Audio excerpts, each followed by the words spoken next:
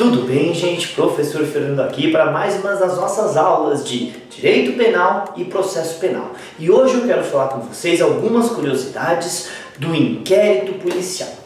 Eu já falei em outro vídeo que está aqui no canal sobre os princípios do inquérito policial. E os princípios resolvem várias dúvidas que a gente tem sobre como conduzir o inquérito e como um advogado pode se comportar durante o inquérito, sem falar dos direitos dos investigados. Lembrando, durante o inquérito nós chamamos eles de investigados. Você só pode chamar de réu a partir que tenha formalização numa denúncia, tá? Tudo bem?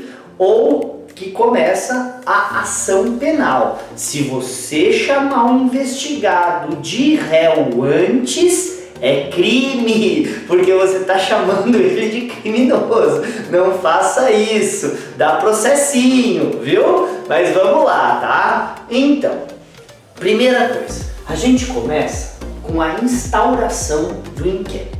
A instauração do inquérito, ela pode ser feita de várias maneiras, porque depende do tipo de ação penal. A gente tem ação penal pública e ação penal privada.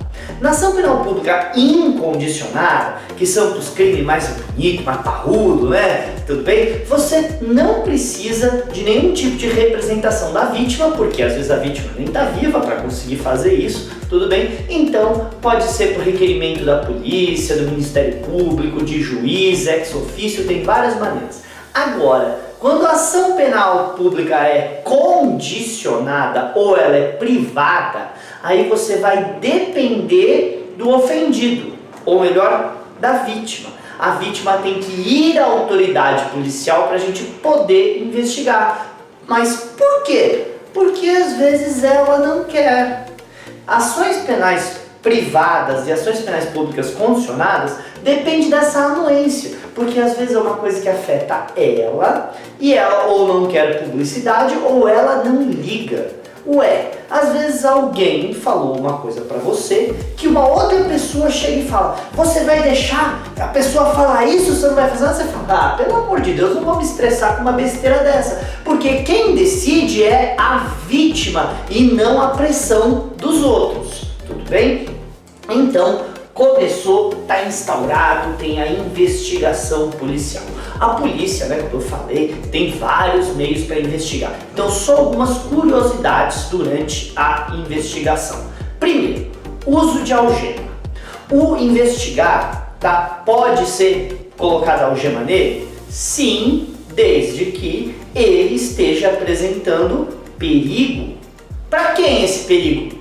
Sociedade, para o policial, para ele mesmo, tá? O importante é ele apresentar perigo. Se a pessoa não está apresentando de nenhuma maneira a necessidade de colocar as algemas, de acordo com o STF, não é para colocar algema, tá?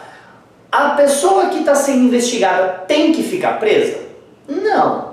Vai depender muito do crime e das condições para a gente poder prender, e existem diversas maneiras, tá, de liberar ou não. Mas o mais famoso é a famosa fiança. O que é uma fiança? Fiança é você pagar para sair. É muito simples. Do mesmo jeito que você pode colocar em fiança um bem seu, dar o dinheiro e aí a pessoa dá o dinheiro para você porque você ficou com o bem, é uma fiança, é a mesma coisa. Você está dando dinheiro para o poder público para poder sair. Essa fiança, para crimes com menos de 4 anos de pena, podem ser dada diretamente pelo delegado. Agora, pode, não é obrigação. Você tem que ver os requisitos, boa conduta, reincidência e outras coisas para decidir. Agora, se o crime for apenado com mais de 4 anos, aí você pede a fiança para o juiz. Lembrando, existem crimes inafiançáveis. Então você tem que ir na lei e olhar rol, tá? Por quê? Porque você tem que pegar na lei e falar: esse crime é afiançável, esse crime não é afiançável, mas aí você tem que ver todas as probabilidades de liberdade provisória que existe tanto durante o inquérito quanto a ação. Mas O importante é, investigado nem sempre precisa ficar preso. Sem falar que você paga fiança, você pode colocar algumas imposições da liberdade. Vocês já viram, por exemplo, agora a famosa joelheira eletrônica. Você coloca uma joelheira para poder deixar a pessoa em liberdade durante a investigação e garantir que ela não vai ir embora. A fiança é basicamente isso. Esse dinheiro é para garantir que a pessoa não vai fugir da justiça. Tudo bem? Agora, a identificação criminal. Sabe o que é identificação criminal? Vocês já viram em filme, tirar fotinho, tocar piano, sabe tocar piano? Sujar o dedinho de graça e tocar pianinho lá? Então, identificação criminal é necessária se você não apresenta documentos ou se existe suspeita quanto aos seus documentos. Como assim? Você, certo? Por exemplo, você é uma pessoa como eu, tá? Tudo bem? Baixinho, tá? Branquelo, tá? E você mostra um documento e na foto, né, do documento tem uma pessoa totalmente diferente, né? Um cara musculoso, de 1,80 de altura, ruivo. Você fala, desculpa, esse é você? Então, tem que ter algum tipo de suspeita na sua documentação. Você tá com RG de quando você tinha 5 anos de idade. Aí é difícil, né? Então aí a gente vai fazer a identificação criminal, tá? Agora, se você é uma pessoa civilmente identificada, não existe necessidade de fazer o seu fichamento. Você só anota os documentos da pessoa e junta nos autos. Tira xerox, foto, claro, para ter toda a identificação e junta nos autos, tá? Não existe a necessidade da identificação criminal para os civilmente identificados. É por isso que a gente sempre fala, sempre ande com algum tipo de documentação. Por quê? Porque você tem que estar documentado caso alguma coisa aconteça. Se a polícia está procurando uma pessoa na rua e encontra você passeando sem documentos e você bate com alguma descrição, é possível que você seja levado para a delegacia para fazer esse tipo de identificação. Agora, se você tiver documentado, aí já é mais fácil a coisa para o seu lado. Às vezes, o investigado é menor de idade. E aí? Os menores de 18 anos não têm capacidade plena nos atos da vida civil. Então eles não podem ser interrogados ou participar de partes da investigação criminal sem alguém lá para conferir se os direitos deles estão sendo feitos. Que nem, por exemplo, o menor não pode simplesmente sair por aí assinando os contratos sem anuências dos seus representantes ou dos seus pais ou dos seus assistentes, ou depende do que ele tem ali legalmente. Então, no caso da polícia, de uma investigação criminal, vamos seguir a mesma lógica. O menor de 18 anos vai ter que ter alguém. Se o pai ou o representante legal não está lá, vai ter que ser indicado pela justiça um curador para estar junto com esse menor de idade. O curador não é o advogado, é o curador. Tá? É uma pessoa que não precisa ser advogado, que está lá acompanhando.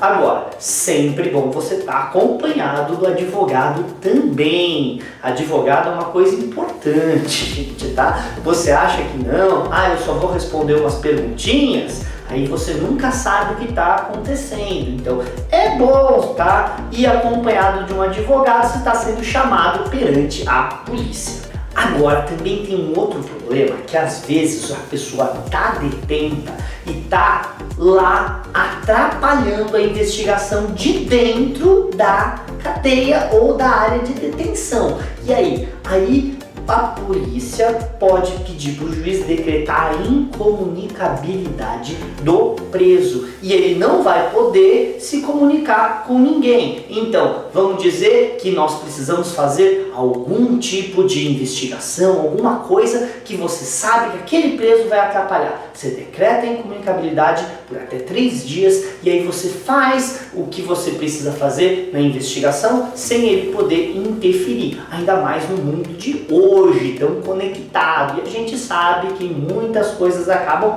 indo para dentro das áreas de detenção que não deveriam. Então, a incomunicabilidade que separa ele dos presos é uma boa. Agora, essa incomunicabilidade não vai ser para todas as pessoas da face da terra. Não, o advogado do preso ainda pode se comunicar com ele, o juiz, pelo óbvio, também pode se comunicar com ele, o promotor, o delegado, existem várias pessoas que ainda podem se comunicar com o preso. E vamos lembrar, se o preso for menor de idade, o mínimo do óbvio é o pai, a mãe ou o representante legal. Aí vai. Existe uma coisa que todo mundo fala: ah, inquérito dura milênios, nunca termina. Então, existe prazo sim, viu? E os prazos legais para terminar o inquérito policial caem bastante em concurso público.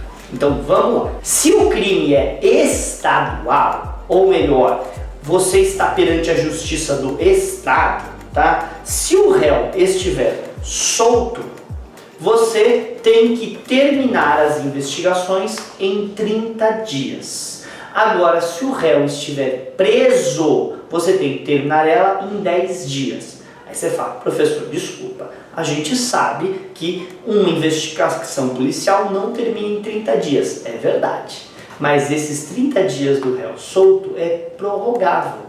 Então você pede para o juiz: olha, me dá mais 30 dias? E ele fala: ok. Olha, me dá mais 30 dias? Ele fala: ok. Quantas vezes ele pode pedir isso? Ele pode pedir isso.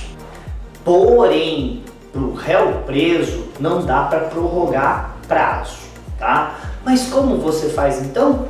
Se o réu está preso, você entra com a denúncia ou com a queixa sem ter terminado. Aí você consegue manter ele preso, e esse é o truque. A Justiça Federal corre exatamente do mesmo jeito. A única diferença entre os crimes da Justiça Federal e a da Justiça Estadual é que os crimes da Justiça Federal, o réu preso é 15 dias e não 10, mas o solto continua com 30 dias, prorrogável da mesma maneira. Na lei de imprensa já vai ser 10 dias para todas as situações, independente do réu estar preso ou estar solto.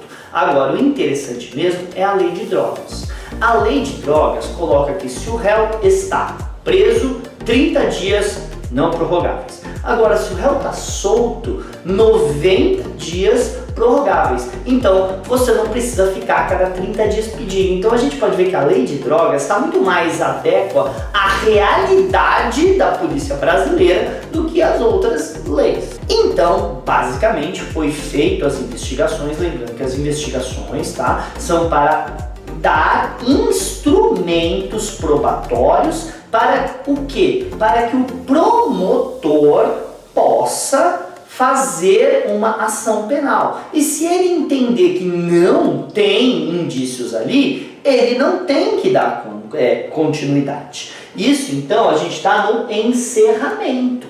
O encerramento da investigação, o delegado, a autoridade policial, vai fazer um relatório de tudo que foi feito durante os autos, vai colocar no final e vai mandar para o representante do Ministério Público. Aquele relatório não é uma peça opinatória, não é o delegado falando: é obviamente um criminoso safado. Não, ele só vai falar: foi encontrado tal coisa, foi feito tal exame, foi feito isso, foi escutado tais pessoas, e vai indicando as páginas, os autos onde está todo o que foi realizado. Para quê? Para guiar mais fácil, tá, o promotor. E aí o promotor, com aquilo na mão, ele vai olhar e ver se ele entra com a ação penal, ele pede a denúncia, se for um caso de uma ação privada, a queixa, tá? Mas ele não é para o promotor, para o advogado da vítima, tudo bem? Ou então ele pede o arquivamento. Pede? Claro, ele pede para quem? Para o juiz, porque o juiz é a autoridade do judiciário. Tanto o delegado quanto o promotor, eles são do poder executivo. Eles investigam e acusam, mas quem deve decidir é o poder judiciário, é um poder diferente. E aí então o juiz vai lá e vai decidir se ele aceita ou recusa. Tanto importa se é aceitar a denúncia, recusar a denúncia, ou aceitar o arquivamento ou recusar o arquivamento. Gente, só para falar, se está arquivado não quer dizer que você está inocentado ou se acabou. Está num arquivo. Se apareceram novas provas, você abre o arquivo e tira do arquivo e volta a alguma investigação, volta para o promotor para ver se precisa ou não fazer novas diligências ou qualquer coisa assim. E basicamente esses são, tá, as curiosidades que as pessoas às vezes ficam meio confusas sobre o inquérito policial. É isso aí, deixa um joinha, comenta, se der eu respondo, tá? Fala pra mim o que você achou do vídeo e Falou, galera!